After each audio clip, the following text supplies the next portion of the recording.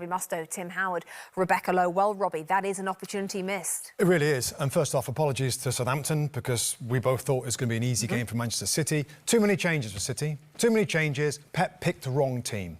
He left his wingers out the side. He left Omar Marmoush, who's been one of the brightest attackers since he arrived at the football club. Doku comes on, looks very, very dangerous in a wider area. Until that point, super narrow Man City.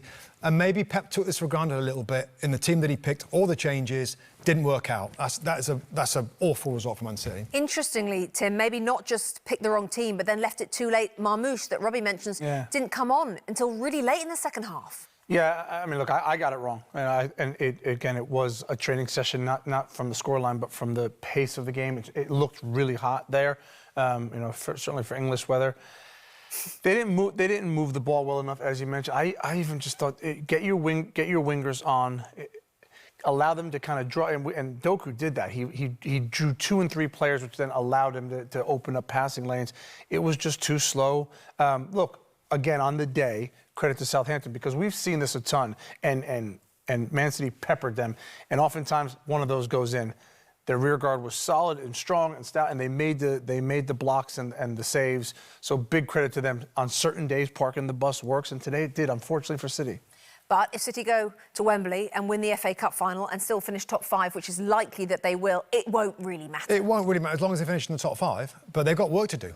They've got work to do. They can't go to Southampton and win. They've got the FA Cup, of course, which is obviously totally separate. But they've got work to do, and that brings in the others now. You know, Aston Villa, for example, can get to 69 points. Man City got 2 games left. They've got 65. So they've got a little bit of work to do to make sure they're in it. And for them to miss out would be a disaster, given where they've been in the last couple of weeks. Their form was picked up. This was a blow, given how many teams want to get in there and how competitive it is. But that was, I mean, by the way, we should give Southampton a ton of credit, Rebecca.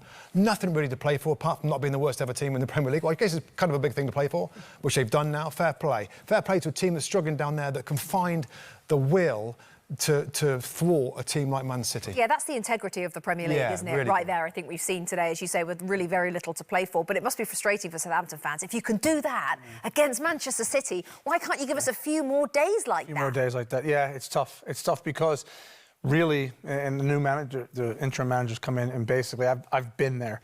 All week, he said, this is how we're playing.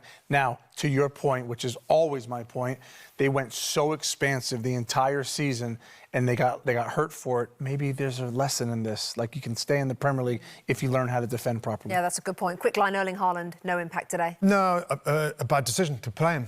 Marmoush on the bench, Haaland played. I get why you want to give him minutes, but in a game like that where defence is so deep, he hasn't got space to play. Hi, I'm Rebecca Lowe, and as we head towards the end of an exciting Premier League season, make sure you like and subscribe on the NBC Sports YouTube channel for more content like this.